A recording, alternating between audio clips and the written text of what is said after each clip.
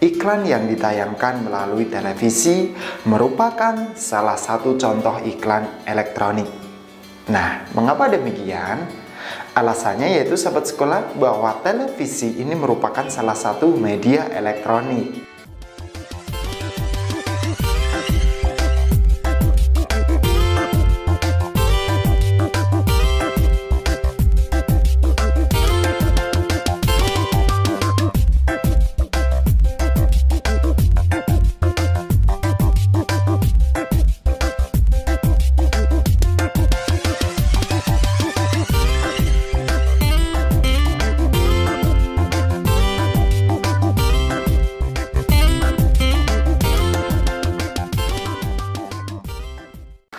Oke sahabat sekolah, hari ini Kak Dimas akan sharing di kelas edukasi di materi pelajaran kelas 5 SD tema 9 di subtema 2 pada pembelajaran ke-1.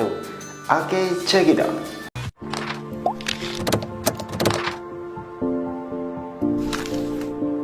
Sahabat sekolah, ada sebuah cerita pada minggu siang Lani asik menonton televisi. Di televisi ada iklan sirup. Lani terpengaruh iklan sirup di televisi. Lani ingin membuat es sirup. Lani kemudian meminta ibu untuk mengajarkan cara membuat es sirup. Lani telah terpengaruh iklan dari televisi, yaitu iklan sirup. Iklan yang ditayangkan melalui televisi merupakan salah satu contoh iklan elektronik. Nah, mengapa demikian? Alasannya yaitu sahabat sekolah bahwa televisi ini merupakan salah satu media elektronik. Nah, adapun yang dimaksud dengan iklan elektronik adalah iklan yang penyebarannya menggunakan media elektronik. Nah, apa saja bentuk iklan elektronik itu? Mari kita pelajari. Iklan elektronik banyak jenisnya, ya. 3 diantaranya yang akan kita pelajari saat ini, yaitu ketiga jenis iklan tersebut adalah iklan radio, iklan televisi, dan iklan internet. Lalu bagaimanakah karakteristik ketiga iklan elektronik tersebut? Ayo kita simak paparan dari Kak Dimas berikut ini. Yang pertama, iklan radio. Nah, sahabat sekolah, radio merupakan media auditif yang bersifat atraktif. Nah, artinya radio ini adalah media yang mengandalkan pendengaran atau suara untuk menyapa pendengarnya. Nah, pasti kalian semua sudah pernah ya atau bahkan sering mendengarkan radio. Suara yang diperdengarkan dapat berupa voice atau suara-suara kata-kata manusia yang teratur. Kemudian ada juga musik, yaitu perpaduan bunyi-bunyian yang teratur dengan ritme tertentu dan harmonis. Dan juga ada pula efek suara.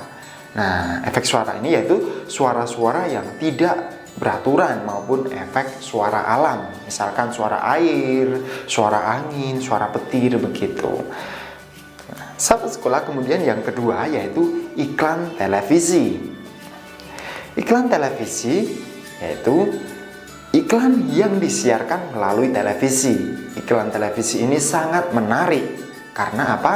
Karena merupakan kombinasi dari suara, gambar, dan gerak. Nah, bagi kamu-kamu yang suka nonton nih televisi, pasti sudah akrab ya, sudah tidak asing dengan iklan yang ada di TV. Oke, iklan televisi ini memiliki karakteristik yaitu dapat dilihat dan didengar. Oleh karena itu, iklan yang disampaikan melalui televisi ini sangat menarik ya. Nah, sahabat, jadi iklan televisi ini bisa lebih menarik dan mengesankan perhatian penontonnya. Gitu. Sahabat sekolah, berikutnya yang ketiga ada yang namanya iklan internet. Nah, apa itu iklan internet? Iklan internet adalah iklan yang ditampilkan melalui jaringan internet. Bentuknya beragam, ada iklan yang hanya dapat didengar, ada pula yang bisa dilihat sekaligus didengar. Iklan internet ini muncul sesuai dengan perkembangan teknologi informasi.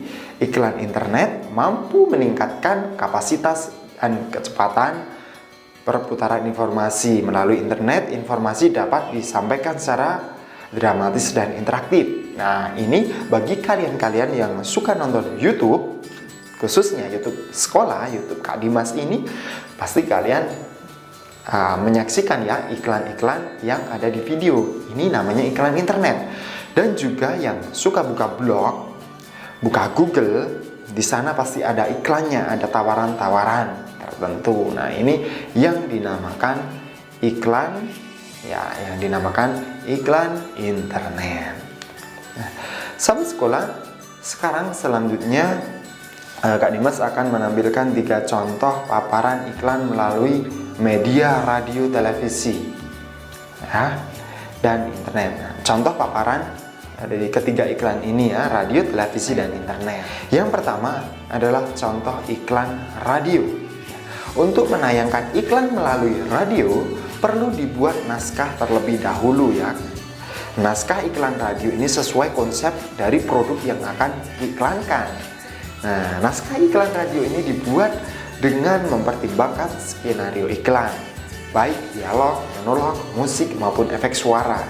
Musik dan efek suara dalam naskah iklan radio ini diperlukan untuk menciptakan suasana yang mendukung skenario. Nah, kamu bisa mengamati iklan radio berikut ini. Nah, sahabat sekolah, kalian di layar sudah melihat contoh iklan radio, yaitu iklan pewangi ruangan. Di sana ada efek suaranya, suara lalat, kemudian ada dialognya antara anak perempuan dan mama.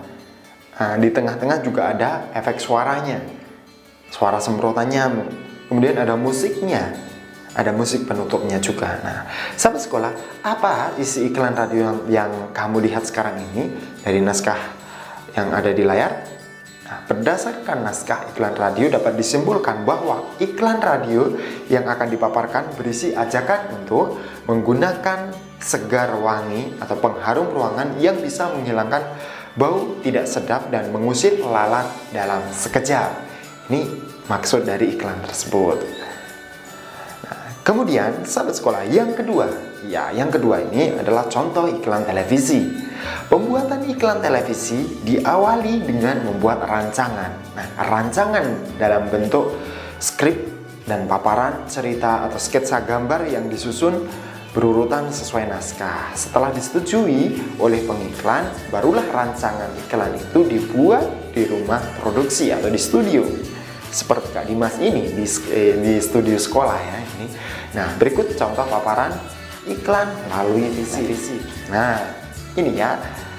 Ya, berdasarkan gambar iklan melalui televisi tersebut yang kamu lihat ini, ya, kamu dapat mengetahui isi iklan yang akan dipaparkan melalui televisi.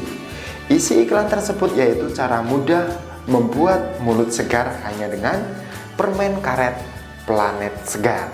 Mulutmu akan terasa segar, sesegar habis menggosok gigi. Ya, keren ya iklannya. Tuh. Nah, kemudian yang ketiga, contoh iklan internet ya, sahabat sekolah.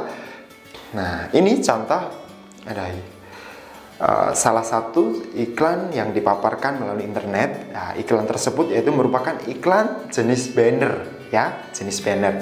Nah, iklan jenis banner yang di internet itu yaitu iklan mini yang tersebar pada sebuah halaman web atau blog.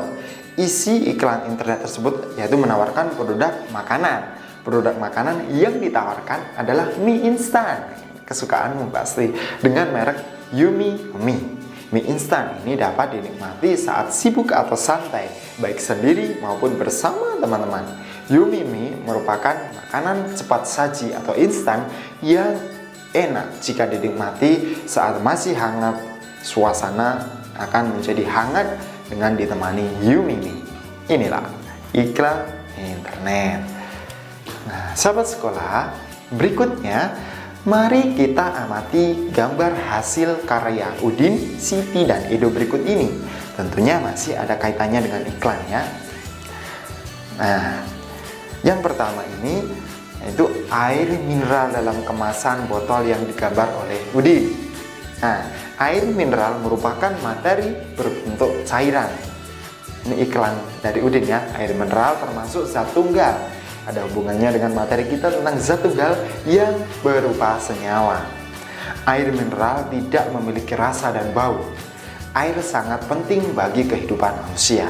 Manusia membutuhkan 8 liter air mineral dalam satu hari, satu malam. Air mineral Aquada membantu kita mencukupi kebutuhan tubuh akan 8 liter dalam sehari. Kemudian yang kedua, minuman ringan manis yang digambar oleh Siti. Nah, minuman ringan manis sama dengan air mineral. Minuman ringan manis adalah materi yang berbentuk cairan. Akan tetapi minuman ringan manis ini bukan zat tunggal ya sahabat. Minuman ringan manis ini merupakan zat campuran homogen ya, zat campuran homogen. Kemudian contoh yang ketiga, yaitu gambar yang dibuat oleh Edo, yaitu secangkir kopi tumbuk yang digambar oleh Edo. Secangkir kopi sama dengan minuman ringan. Nah, secangkir kopi ini adalah materi yang berbentuk cairan dan merupakan zat campuran ini ya. Akan tetapi secangkir kopi tumbuk bukan zat campuran homogen seperti minuman ringan manis, melainkan ini adalah zat campuran heterogen. Kenapa heterogen? Karena tidak bisa tercampur dengan sempurna ya. Karena kopi ini biasanya ada endapannya. Begitu. Nah, oke, sahabat sekolah. Selanjutnya, apakah kamu telah memahami tentang materi zat tunggal dan zat campuran? Nah, apa sebenarnya materi zat tunggal dan zat campuran itu? Mari kita pelajari. Yang pertama, materi. Materi adalah setiap objek atau segala sesuatu yang menempati ruang dan mempunyai massa. Banyak jenis materi di lingkungan sekitarmu, misalnya air, batu, pasir, tanah, kemudian kayu, besi, emas, plastik, dan oksigen atau udara. Itu materi ya. Materi yang banyak jenisnya tersebut dapat dikelompokkan menjadi benda padat, benda cair, dan gas. Berdasarkan komponen penyusunnya, materi dibedakan atas zat tunggal dan juga zat campuran. Dibedakan menjadi dua ya, zat tunggal dan zat campuran. Nah, sahabat sekolah, zat tunggal. Zat tunggal itu apa? Zat tunggal juga disebut dengan zat murni ya kawan-kawan. Nah, zat tunggal yaitu zat yang komponen penyusunnya hanya satu zat atau satu materi. Jadi zat tunggal ini dapat berupa unsur dan senyawa. Nah, berupa unsur. Nah, apa itu unsur? Unsur adalah zat kimia yang tidak dapat dibagi lagi menjadi zat yang lebih sederhana. Jadi sudah akhir, tidak bisa dibagi lagi. Nah, contohnya unsur logam adalah perak, besi, emas, dan platina. Adapun contoh unsur non-logam antara lain hidrogen, oksigen, nitrogen, dan karbon. Kemudian ada juga senyawa. Nah, senyawa itu apa? Senyawa adalah zat tunggal yang berbentuk dari beberapa unsur ya. Contoh unsur senyawa ini adalah ada garam, kemudian ada air, ada juga gula. Ini termasuk senyawa. Nah, berikutnya yaitu zat campuran ya. Sahabat sekolah, zat campuran adalah zat yang komponen penyusunnya terdiri atas dua atau lebih zat atau materi. Berdasarkan sifatnya, zat campuran ini terdiri atas zat campuran homogen dan zat campuran heterogen. Nah, yang pertama, homogen. Apa itu homogen? Zat campuran homogen adalah campuran yang terdiri atas dua materi atau zat yang dapat menyatu atau berkumpul menyatu secara merata. Jadi tidak ada endapan. Misalkan dua cairan ini bisa menyatu menjadi satu, larut begitu. Nah, contohnya yang paling mudah yaitu sirup ya. Campuran gula, pewarna, dan air ini larut jadi satu, homogen. Ada juga larutan oralit yaitu air dan garam. Dan juga ada campuran udara yaitu gas-gas gitu. Kemudian heterogen. Nah, zat campuran heterogen ini adalah campuran yang terdiri atas dua zat atau materi berbeda yang tidak dapat menyatu secara sempurna.